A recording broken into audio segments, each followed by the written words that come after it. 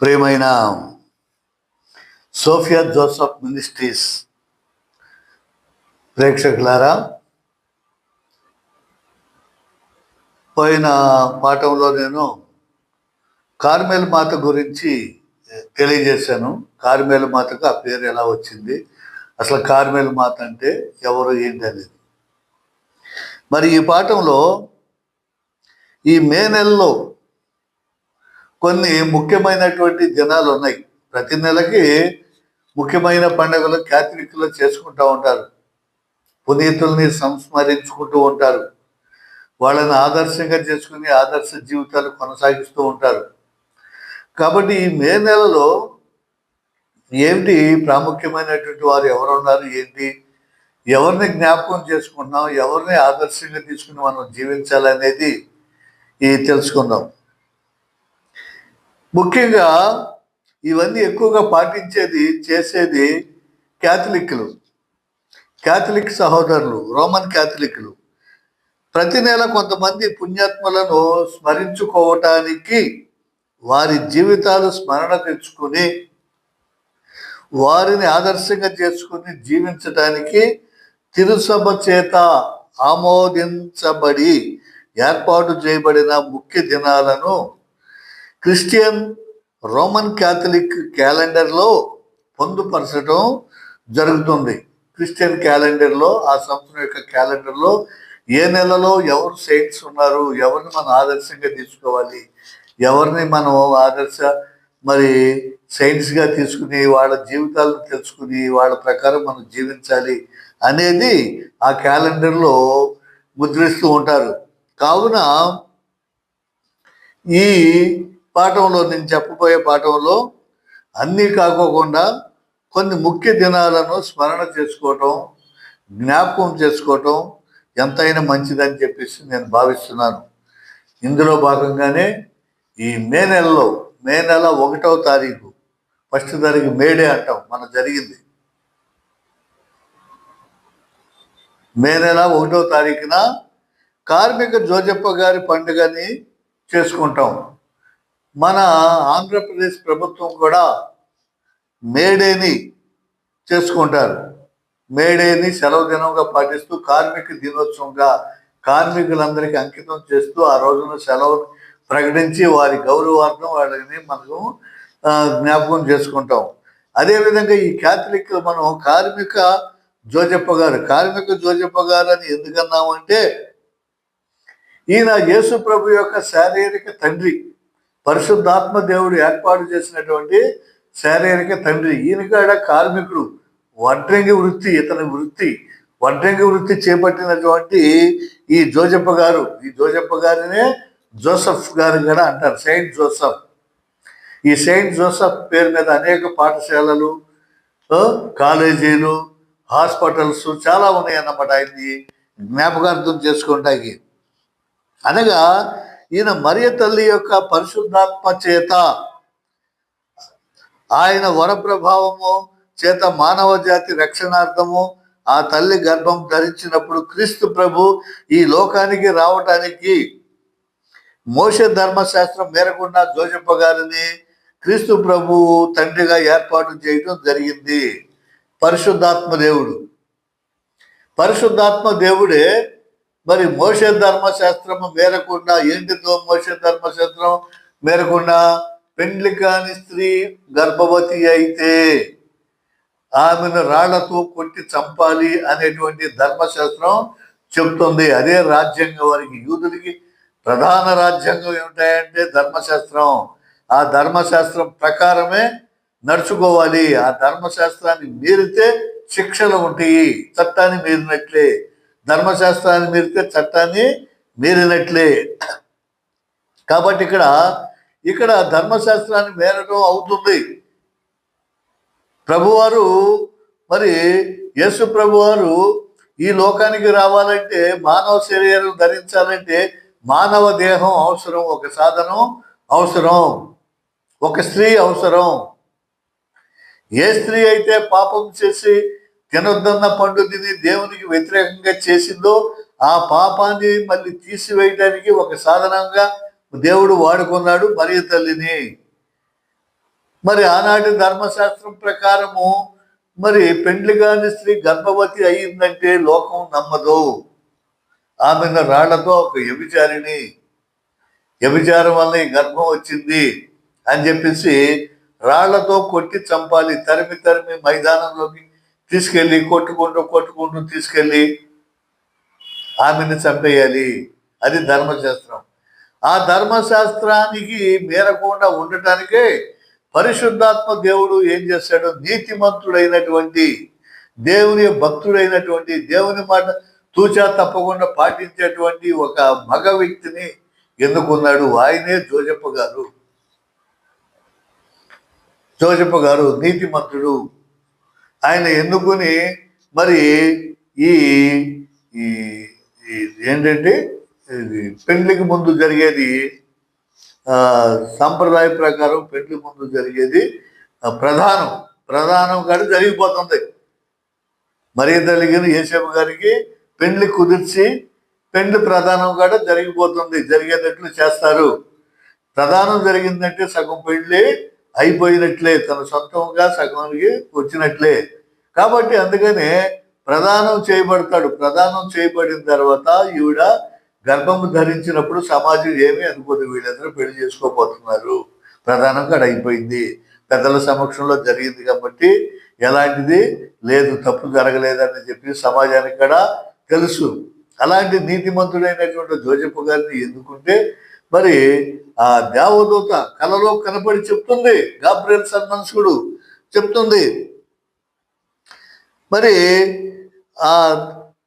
ఏమని, ఇది దేవుని చేత ఏర్పాటు చేయబడినటువంటిది అని చెప్పేసి దేవదూత చెప్తుంది. యేసేపు గారికి అనుకుంటాడు, ఇవన్నీ రహస్యంగా వదిలేయాలి, ప్రధానం అయితే జరిగింది, ఈ అమ్మాయి చాలా మంచిది అనుకున్నాము, తల్లిదండ్రులు మంచివాళ్ళే, గుణవంతులే, దైవభక్తులు కలిగినటువంటి వారే, నాకు తగినటువంటి వారే అని అనుకున్నాం. కానీ ఈ గర్భానికి నాకు సంబంధం లేదు, ఎలా వచ్చింది ఈ గర్భం, ఈ మరియ తల్లికి గర్భం ఎలా వచ్చింది, ఇప్పుడు ఏం చేయాలి, నేను ఇరుక్కుపోయాను, అసలు రహస్యంగా వదిలేసి తెలియకుండా ఎక్కడికైనా పారిపోతే అసలు ఈ బాధ ఉండదు కదా నాకు, ఆమె ఏమైపోతే నాకెందుకు, ఏం చేస్తే నాకెందుకు అని అయ్యో అనవసరంగా రాళ్ళు పెట్టి కొట్టి చంపేస్తారే, మరి అసలు ఏం జరిగింది ఏంటి ప్రభు అని చెప్పి తను ఆలోచించుకుంటూ సతమతమై ఏమి తెలుసుకోలేక ఉన్నటువంటి పరిస్థితుల్లో పడుకుంటే ఆ రాత్రి యెహోవా దేవుడు, దేవాది దేవుడు, ఏమైనా సాధ్యపరిచేటువంటి దేవుడు గాబ్రియల్ దూతను పంపిస్తాడు. పంపించి యోసేపు, ఓ యోసేపు, నీవు ఎంత మాత్రము కూడా మరియమ్మ గారి గురించి నువ్వు ఆలోచన చేయొద్దు, ఇది పరిశుద్ధాత్మ దేవుని వల్ల కలిగింది. అంత క్రితమే మరియ తల్లికి మరి అనుమానం రాకోకుండా ఉండటానికి ఆవిడిక్కడ గడగడలాడిపోయింది. అయ్యో, నేను పురుషుని ఎరిగిన దానినే, నాకు ఈ గర్భం ఎలా సంభవించింది, ఇప్పుడు నేనేం చేయాలి భగవంతుడా, నేను ఇన్ని సంవత్సరాలు ప్రార్థన చేశాను, రోజున నోములు, ఇవన్నిటికీ ప్రతిఫలము ఇప్పుడు నా మరణమా, నన్ను రాళ్లతో కొట్టి చంపేస్తారు కదా, ఈ గర్భం నాకు ఎలా వచ్చింది, అసలు నాకు తెలియదు, దైవ సాక్షిగా నాకు తెలియదు, ఏంటి ఈ పరిస్థితి అన్నప్పుడు మళ్ళీ అప్పుడు కూడా దేవుడు గాబ్రియల్ సన్మనస్కుడు పంపించి అనుగ్రహ పరిపూర్ణురాలా నీకు శుభమగు గాక, గడగడలాడిపోద్ది ఆ గదిలో. మరి దగ అనేటువంటి ఆ కాంతి, ఆ గాబ్రియల్ దూత వెలుగు, ఇవన్నీ చూసి భయపడిపోయి బెత్తరపై చూస్తుంటే భయపడద్దు, మరియా భయపడకూడదు, ఇది దేవుని వల్ల కలిగింది, పరిశుద్ధాత్మ నిన్ను కమ్ముకుంది, పుట్టబోయే కుమారుడికి యేసు అని పేరు పెట్టు, దేవాది దేవుడే నీ గర్భాన్ని జన్మించబోతున్నాడు, దేవునికి అసాధ్యమైనది ఏది లేదు, నీకంత క్షేమమే జరుగుతుంది, నీ వలన మరి అనేక మంది ప్రజలు ఉద్ధరింపబడతారు, పాప క్షమాపణ జరుగుతుంది, లోక రక్షకుడు నీ ద్వారా పుట్టబోతున్నాడు. నీకు అంతకి అనుమానంగా ఉంటే కడు వృద్ధురాలైనటువంటి నీ బంధువు గర్భిణితో ఉంది, ఇప్పుడు పిల్లలు పుట్టరు అనుకుంది ఆవిడ, యోహాను గారి తల్లి, బప్తిస్మ యోహాను గారి తల్లి, పిల్లలే పుట్టరు అనుకుంది. ఆవిడికి ఇప్పుడు 6వ నెల. కావాలంటే వెళ్ళు, నువ్వు చూడు, గమనించు. ఆయన గడ వృద్ధుడే, భర్త గడ వృద్ధుడే, సంతాన శక్తి అలాగ లేదు. అయినా దేవుని యొక్క కృప చేత దేవుని మార్గాన్ని సరళం చేయటానికి యోహానను మరి శిశువు పుట్టబోతున్నాడు. ఇది 6వ నెల ఎలిజబెత్ గారికి.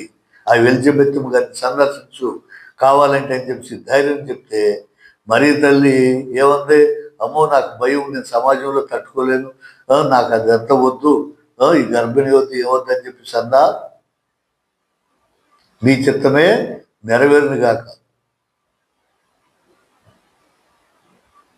కాబట్టి మీ చిత్తం ఎలా ఉందో అలాగే నెరవేరును గాక, అలాగే జరుగును గాక, నువ్వు చెప్పినట్లే నాకు జరుగును గాక అని చెప్పేసి ఆవిడ ఒప్పుకుంది.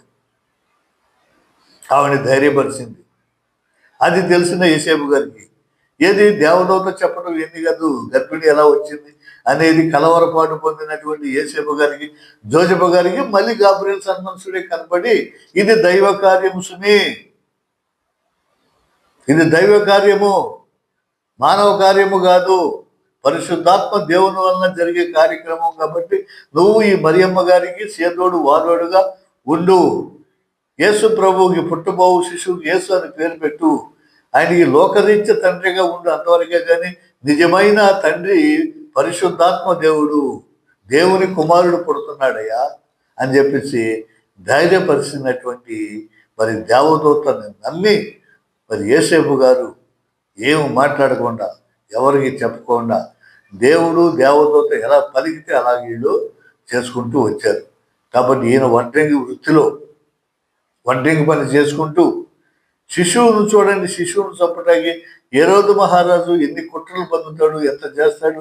మరి జనాభా లెక్కలకి తీసుకెళ్ళినప్పుడు మరి ఆ జనాభా లెక్కల్లో కొండల్లో, లోయల్లో, తుప్పల్లో ఇవను మోసుకుంటూ తీసుకెళ్ళి స్థలం లేక ఇంటింటికి తిరిగి అమ్మ నిండి చూడాలి, గర్భిణి, కొంచెం స్థలం ఇవ్వడమని ఏ ఇంటికి వెళ్ళినా ముఖం మీదే తలుపులు వేసుకోవటం, చీకొట్టుకోవటం చేసి ఆఖరికి సత్రంలో స్థలం దొరికితే మరి పుట్టబో భూమి ఆకాశంలోను, పర్వతాలను, మనుషులను, సమస్త జీవరాశిని, జీవకోటిని సృష్టించినటువంటి ఆ మహాబహునికి పుట్టడానికి స్థలం లేక ఆ రోజు ఎలా తిరిగారు.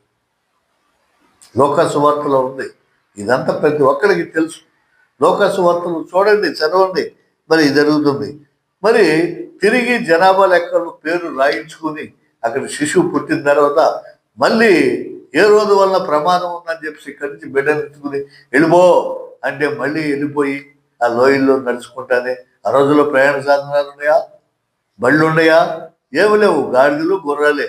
వాటి మీద ఎక్కించుకుని మరి ఆహారం కట్టుకుని, నీళ్లు కట్టుకుని, ఇవన్నీ తిరిగి మళ్ళీ అక్కడి నుంచి మళ్ళీ ఏ రోజు చచ్చిపోయాడు, మళ్ళీ తిరిగి వచ్చాయి అనేసరి మళ్ళీ ఇక్కడికి వచ్చి ఆయన ఆ జీవితం అంతా ఆ ప్రభువుకి ధారపోసాడు.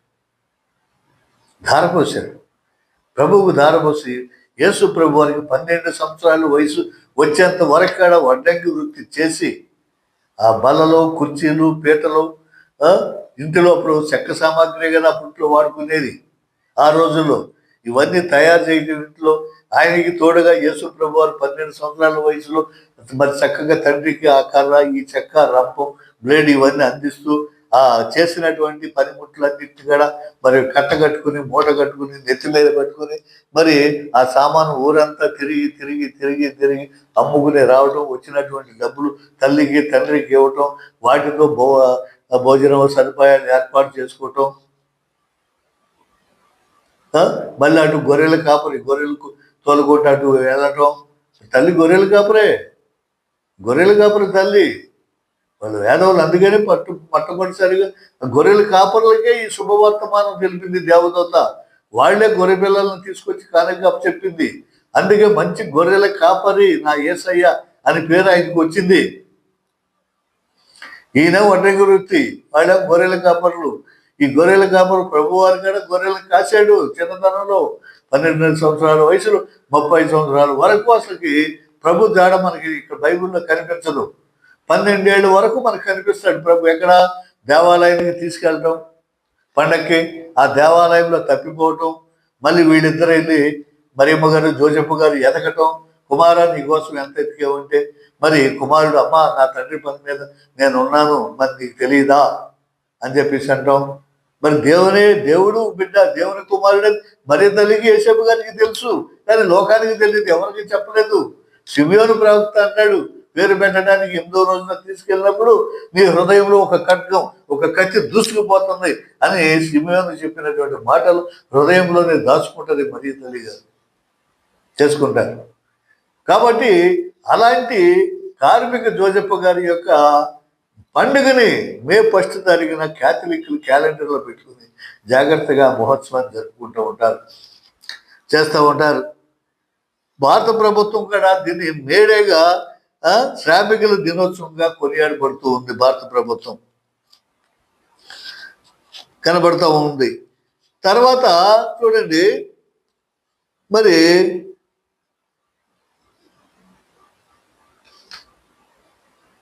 పరిశుద్ధ కన్యమరియం యొక్క దర్శనం అది మే నెల 31వ తారీఖున వస్తుంది. ఈ నెలలో మే నెల 31వ తారీఖున ఈ పండుగ చేసుకుంటారు. అదే పాపులను రక్షించుటకు తండ్రి అయిన దేవుడు, అగ్ని అయిన దేవుడు. ఎందుకంటే అగ్ని అయిన దేవుడు అని ఎందుకన్నారంటే మోషకి ప్రథముగా అగ్ని రూపంలోనే దర్శనమిచ్చాడు దేవుడు. పొర కాలిపోతూ ఉంటుంది, పొర కాలదు, అగ్ని రెగులుతూనే ఉంటుంది. అందుకనే అగ్ని అయిన దేవుడని నేను సంబోధిస్తున్నాను. అలాంటి దేవాది దేవుడు నరజాతిని పాపులను రక్షించడానికి క్రీస్తు రూపంలో ఈ లోకానికి రావడానికి పరమ పవిత్రురాలైన కన్యమరియను సాధనంగా ఎంచుకున్నాడు. ఆమె గర్భాన్ని దేవాలయంగా, ఒక మందసంలాగా మలుచుకున్నాడు. తండ్రి అయిన దేవుడు అనుగ్రహం పొంది ఉన్నది. భూమిపై ఉన్న స్త్రీలందరిలో ఆమె ఆశీర్వదింపబడింది. స్త్రీలందరిలో కూడా ఆవిడ ఆశీర్వదింపబడింది.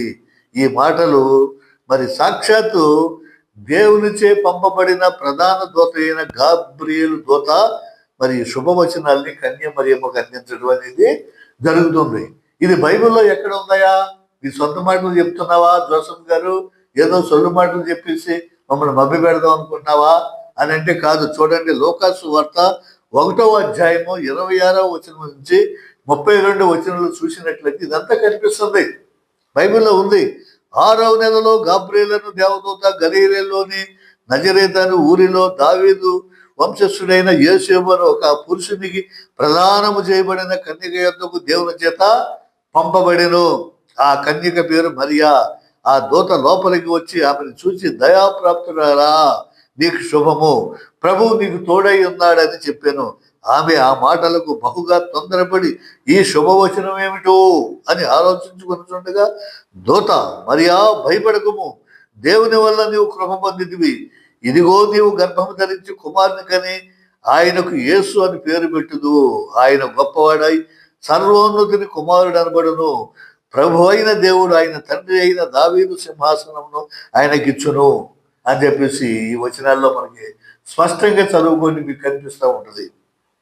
చూడండి, ఇంకా లోకాసు వార్త 1వ అధ్యాయము 42లో మళ్ళీ ఇంకేమనుంది? స్త్రీలలో నీవు ఆశీర్వదింపబడిన దానవు, నీ గర్భఫలమును ఆశీర్వదింపబడును అని ఈ 1వ అధ్యాయం 42వ వచనంలో ఉంటుంది.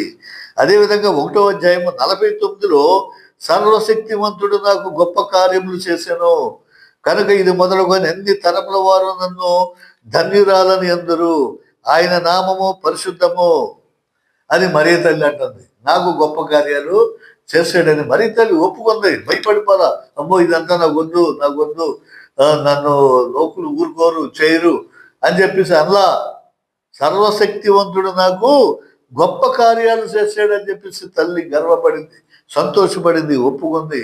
మరి ఆ రోజుల్లో మరి ఈ శుభవచనాలు, ఈ వార్తలన్నీ కూడా మరి ప్రవక్తలు ఏనాడో ప్రవచించారు. యేసు ప్రభు పుట్టక ముందే యెషయా ప్రవక్త, ఇదిగో కన్యక గర్భము ధరించి కుమారుని గనును, అతనికి ఇమ్మానుయేల్ అని పేరు పెట్టుదురు. ఇమ్మానుయేల్ అంటే మనకు రక్షకుడని అర్థం అని చెప్పేసి యెషయా ప్రవక్త ఏనాడో యేసు ప్రభు పుట్ట క్రితమే ఎప్పుడో కూడా ప్రవచించాడు. ఆ ప్రవచనాన్ని బట్టి అనేక మంది స్త్రీలు మరి భక్తితో మరి ప్రభు అయిన దేవుడు నా గర్భాన జన్మించాలి, నేను పవిత్రంగా జీవించాలి, ఆ ధన్యత నాకు కావాలని చెప్పి అప్పటి నుంచి కూడా ఎంతో మంది భక్తి కలిగే కుటుంబంలో జీవిస్తూ స్త్రీలు మరి ధర్మశాస్త్రాన్ని తూచా తప్పకుండా పాటిస్తూ ఉన్నటువంటి తరుణంలో ఈ అదృష్టం మరియ తల్లికి కలిగింది. ఈ మరియ తల్లికి కలుగుతూ వలన ఆమె ఏమంటుంది, సర్వశక్తిమంతుడు నాకు గొప్ప కార్యాలు చేశాడు.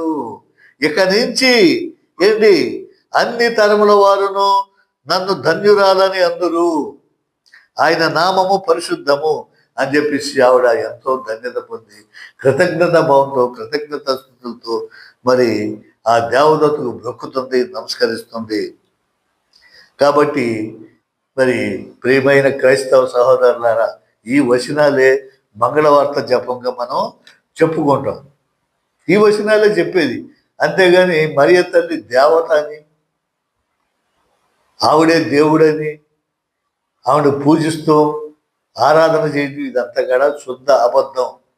ప్రొటెస్టెంట్లు కానీ ఇతర క్రైస్తవ సహోదరులు కానీ తప్పుడు బోధనలు చేసేది తప్పు. ఇది ఆవిడ చెప్పేది ఇదే, ఏది, దేవవర ప్రసాదము చేత నిండిన మరియమ్మ వందనము, ఏలిన వారు మీతో ఉన్నారు, స్త్రీలలో ఆశీర్వదింపబడిన వారు మీరే, మీ గర్భఫలమున జేసువు ఆశీర్వదింపబడిన వారు అగునే.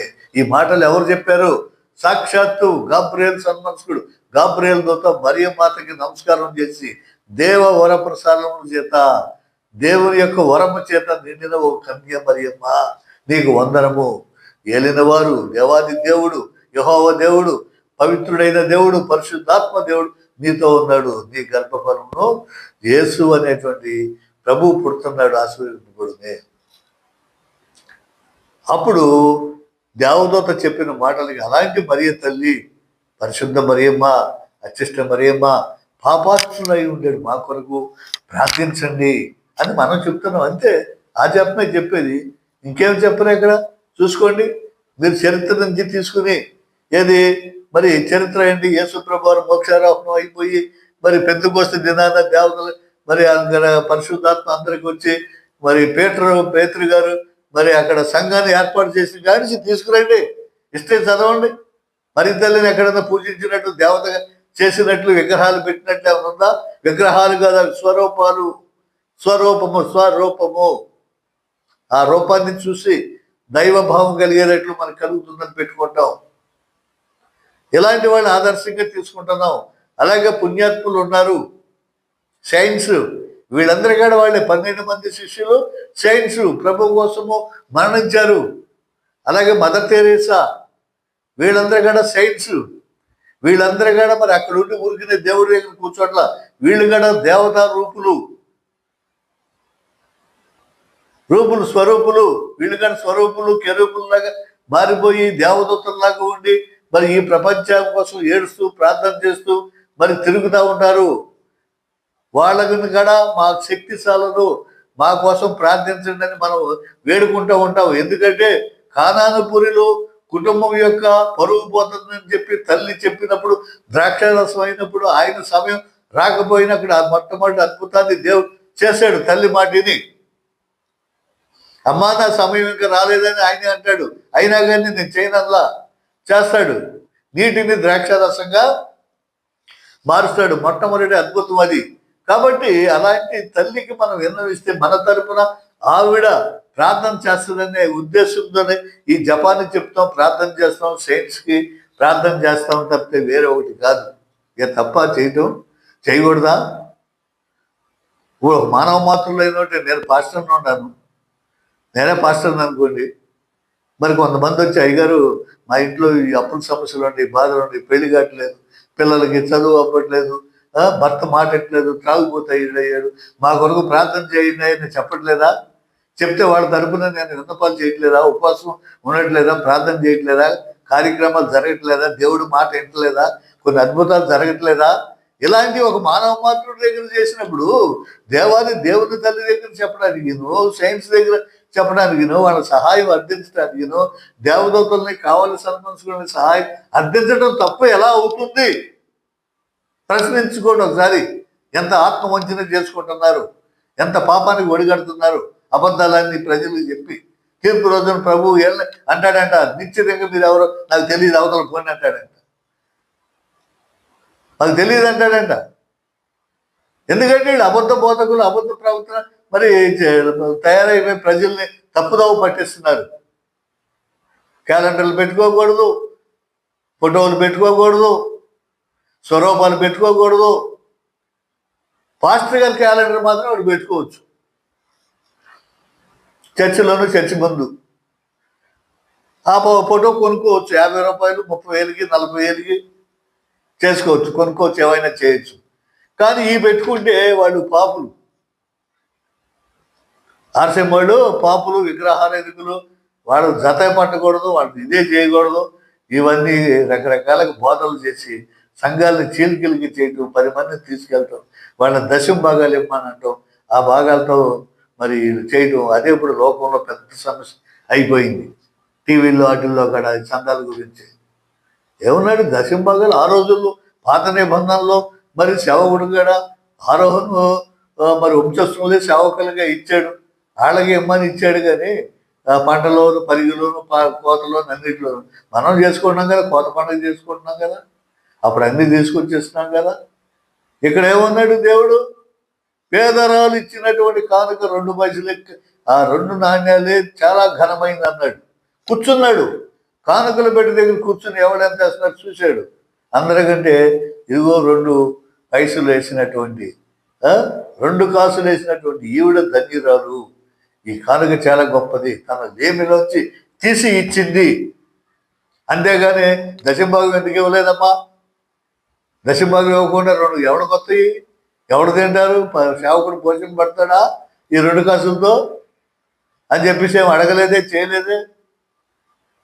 కొత్త నిబంధనలు అసలు ఎక్కడా కనపడదే, చూడదే. మరి ఎందుకు వాటికి ప్రాధాన్యత ఇచ్చి మరి క్రైస్తవుల్ని మరి ఈ రకంగా తప్పుదోవ పట్టించి ఇతరుల చేత ఏలెట్టి చూపించుకోవటం దేనికి?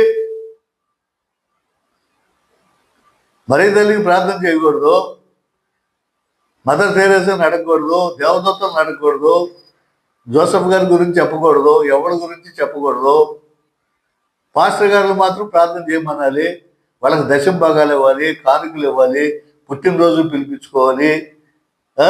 తర్వాత ఏ శుభకార్యం అశుభకార్యం వచ్చినా కారు కొంటే ప్రార్థన, స్కూటీ కొంటే ప్రార్థన, తర్వాత ఇంకేదైనా టీవీ కొంటే ప్రార్థన, ఏది కొన్నా ప్రార్థన కొంటే వాళ్ళు కానుక ఇవ్వటం, చేయించుకోవటం, ఇళ్ళకి పిలిపించుకోవటం, లేదా ఇంటికాడ ప్రార్థన పెట్టించుకోవటం, ఇవన్నీ చేయించుకోవచ్చు. కానీ ఈ మరీ తల్లిని మాత్రం అబ్బో వీళ్ళు ఆర్సెం వాళ్ళ నాయనో, వీళ్ళంతా పరమ మూర్ఖులు, ఇంకొకళ్ళు లేరు, పరమ దుర్మార్గులు వీళ్ళు. అక్కడ కొండకి వెళ్ళిపోతారు, కొండకే వెలంగని వెళ్ళిపోతారు, గుణలు వెళ్ళిపోతారు, ఆవిడకు ప్రార్థన చేస్తారు, మొక్కుబడి తీసుకుంటారు, కొబ్బరికాయలు కొట్టేస్తారు, గుండ్లు గీయించుకుంటారు. అపోస్తుల కార్యాలు 18 తీసి చూడండి. కేంక్రాయికి వెళ్ళి పౌలు క్షౌరం చేయించుకుని మొక్కుబడి తీర్చుకోలేదా? ఆయన పాపాత్ముడు అయిపోయాడా? మోక్షానికి వెళ్ళలేదా? అర్థసాక్షి అవ్వలేదా? అది తప్ప బైబిల్లో లేదా అది? అలాగే వీళ్ళు మాలలు వేసుకుంటున్నారు, మాలలు హిందువులాగా మాలలు వేసుకుని తిరగటం అవన్నీ చేస్తారు. ఎంత హిందూ శాస్త్రాలు వీళ్ళని అంటారు. సంఖ్యాకాండం 6వ అధ్యాయం చదవండి. అది ఎక్కడి నుంచి వచ్చింది మాలలో? నాజీరు వ్రతం అనేది ఏంటి? ఆ నాజీరు వ్రతం యొక్క విధానం ఏంటి? మీరు చదవండి సంఖ్యాకాండం. ఈ సంఖ్యాకాండం ఎప్పుడు రాసింది? యేసు ప్రభు పుట్టక ముందు, ఎప్పుడూ మోషే ధర్మశాస్త్రం ప్రకారం వచ్చినటువంటి దాన్ని ఇప్పుడు ఏదో హిందువులు ఏదో కొత్తగా పాటిస్తుంటే వాడు తీసుకొస్తే, మన దాంట్లోంచి వాళ్ళు తీసుకొస్తే వాళ్ళని మనం కాపీ కొడుతున్నాం, వాళ్ళలాగా వీళ్ళు చేసేస్తున్నారు అంటావేంటి? 40 రోజులు తాగడం మానేశాడు, నీకేం నష్టమా? ఒక పొద్దు తినుకోకుండా ఒక పొద్దు మరి యాచకులకి వేస్తున్నాడు, గుళ్ళో వేస్తున్నాడు, అది నీకేమైనా నష్టం జరుగుతుందా? చెప్పులు వేసుకోకుండా నడుపుతున్నాడు, నీకేమైనా నష్టం జరుగుతుందా? చెప్పులు వేసుకోకుండా నడిపితే కాళ్ళలో ఆక్యుపెంచర్ అనేది నరాలని అక్కడ ఉంటాయి కాబట్టి మంచి ఆరోగ్యం కూడా కలుగుద్ది. చన్నీళ్లతో స్నానం చేస్తే ఆరోగ్యం కలుగుద్ది. ఇవన్నీ ఆరోగ్య సూత్రాలు ఉండి అన్నీ ఉండి చేసుకుంటున్నారు. నీకేంటి నష్టం సహోదరుడా? నీకేం నష్టం జరుగుతుంది చెప్పు. వాళ్ళని విమర్శించడానికి, వాళ్ళు ఏలెత్తి చూపించడానికి, నువ్వు ఏలెత్తి చూపిస్తే 4 ఏళ్ళు నీ ఏపును చూపిస్తున్నావని చెప్పి ప్రభువు చెప్పలేదా? ఒకరి కంటిలో నలుసు చూపిస్తే నీ కంటిలో దూరం తీసుకొని ప్రభువు చెప్పలేదా? సహోదర ప్రేమ లేదు. ఒక పాస్టర్ వాక్యం చెప్తే వార్చలేం, ఒక సాక్ష్యం చెప్తే వార్చలేం, పాట బాగా పాడితే వార్చలేం, ఆత్మ వచ్చి ఆత్మ పరవశుడైతే నువ్వు వార్చలేవు. ఇదేనా నీ క్రైస్తవ జీవితం? ఇదేనా నీ బోధ? డేరాలు గుట్టుకుని సంపాదించి పౌలు గారు బ్రతికి సువార్త సేవ చేశాడు. మనం అట్లా చేస్తున్నావా? ప్రార్థనకి వెళ్తే 100 ఇస్తాడా, 200 ఇస్తాడా, భోజనం ఉందా, టిఫిన్ ఉందా, ఈ ఎత్తుకుంటా ముందు ఈ చూసుకుంటాం. కానీ మన వృత్తి ఏదో మనం చేపట్టి, మన పని ఏదో మనం చేసుకుంటా, మన ఉద్యోగం ఏదో మనం చేసుకుంటా, వచ్చినటువంటి దాన్ని పేదలకి వాళ్ళకి దాన ధర్మాలు చేసుకుంటా బ్రతుకుతున్నావా? అలా ఎంతమంది జీవిస్తున్నారు? ఎంతమంది జీవిస్తున్నారు? ఆలోచన చేయండి. ప్రార్థన పెట్టుకోవటం అసలు ఒక పవిత్రత ఉందా? నువ్వు కట్టినటువంటి గుళ్ళో కానీ ఎల్లప్పుడూ మందసం దగ్గర దీపం వెలుగుతూ ఉండాలి. ప్రభు మందసం దగ్గర, ప్రభు ఉన్న చోట పవిత్రంగా ఉండాలి. దాన్ని పవిత్రంగా ఉంచుతున్నావా? పవిత్రంగా ఒక లైట్ ఒక ఇంట్లో దేవుడు చుట్టూ దేవుడి దీపానికి నువ్వు పెట్టి ఉంచుతున్నావు. అసలు నీ ఇంట్లో ఫోటోవే ఉండదు. వాక్యమైన దేవుడు అంటావు. ఆ వాక్యమే యేసు ప్రభు వచ్చాడంటే నమ్మవు. యేసు ప్రభు ఫోటో ఒప్పుకోవు నువ్వు. మళ్ళీ ఆ వాక్యమే రాస్తావు. ఏమిటి వేషధారణ? వేషధారణ, మోసగారితనం. ఫారెన్ డబ్బులు ఏమొస్తాయి? ఫారినర్స్ ఎవరు వస్తారు? మేము ఒక గుడి కడుతున్నాం, మాకు చందా ఇవ్వండి. ఫోటోలు తీయటం, పంపటం, చేయటం, ఇవన్నీ వేషధారణ కదా. అదే అన్నాడు ప్రభు, ఒకడు లోకమంతా సంపాదించి తన ఆత్మను పోగొట్టుకుంటే వాడికి ఏం ప్రయోజనం? చచ్చే రోజుల్లో కూడా 65, 70, 80 సంవత్సరాలు వయసు వచ్చే రోజుల్లో కూడా నువ్వు ఇలాంటి అబద్ధాలు చేసేసి అబద్ధం సేవ చేస్తూ ఉంటుంటే నీకేం ప్రయోజనం? నువ్వేం సాధిస్తున్నావు ఈ లోకంలో? వయసు అంతా అయిపోయినాక, వయసు ఉన్నప్పుడంతా ఆటలాడి తిరిగి చేసి, ఇప్పుడు వయసు అయిపోయినాక ఇంట్లో వచ్చి పోరా బయటికి, నీకు ముద్ద పెట్టడం దండగా, ఎలా అవతలకి నువ్వు ఏ పని చేయలేవు, ఏం చేయలేవు అని ఇప్పుడు బైబిల్ ఒకటి పట్టుకుని సంచి ఒకటి తగిలించుకుని నువ్వు ఇంటింటికి వెళ్ళి సందాలు తీసుకుని నువ్వు బ్రతుకుతున్నావు బైబిల్ మీద. ఆ బ్రతికేదని తిన్నగా వాక్యం చెప్తున్నావా? తిన్నగా ప్రవర్తన మార్చుకోమని చెప్తున్నావా? నీ ప్రవర్తన మార్చుకుంటున్నావా? నీ కంటి చూపు మారదు, నోటి మాట మారదు, నీ తాగుడు అలవాటు మానవు, రహస్యంగా దొంగతనాలుగా చేస్తానే ఉంటావు, మళ్ళీ దేవుడి గురించి బోధ చేస్తావు. అక్కడ ఒక పెద్ద పాస్టర్, నువ్వే రెవరెండ్, నువ్వే పాస్టర్వి, నువ్వే అపోస్తులువి, నీకు నువ్వు తగిలించుకోవటమే పెట్లు, పాపం భోగిలు, పాపం పెట్లన్నీ కూడా తగిలించుకుంటూ తిరగటమే. కాబట్టి ప్రియమైన క్రైస్తవ సహోదరులారా, ఆలోచించండి. కడవరి రోజుల్లో ఉన్నాం. ప్రభు రాకడ చాలా దగ్గరగా ఉంది. ఆలోచించండి. ఉన్న శేష జీవితాన్ని మనం ఆయన రాజ్యంలోకి వెళ్తానికి, పెండ్లి కుమారుడు వధువు సంఘాన్ని ఎదుర్కోవడానికి మనం సిద్ధపడి కొంతమందిని సిద్ధం చేయాలి. ఈ భోజనం లేకపోతే ఒక నెల బతుకుతాం, తర్వాత చస్తాం. తిండి లేకపోతే ఒక నెల బతుకుతాం, చస్తాం. చస్తే మంచిది. ఆత్మ పరిశుద్ధాత్మలాగా మనకు మారిపోయి దేవుడి దగ్గరికి వెళ్తాం. వీటి కోసం ఎందుకు ఈ రాజకీయాలు, ఈ కుట్రలు, ఒక సంఘాన్ని నుంచి ఇంకో సంఘం విడదీయటం, ఒకరి మీద ఒకరు కుట్రలు పనుకోవటం, ఇవన్నీ చేసుకోవటం అది అంత మంచిది కాదని నాకు అనిపిస్తుంది. మరి కాబట్టి ఆర్షగా మాట్లాడినట్టయితే దయచేసి నాకు క్షమించండి. మరి చాలా కష్టతరంగా కొన్ని మాటలు మాట్లాడాను. అవి ఎంతవరకు మంచిదో చెడ్డదో ఆలోచించండి.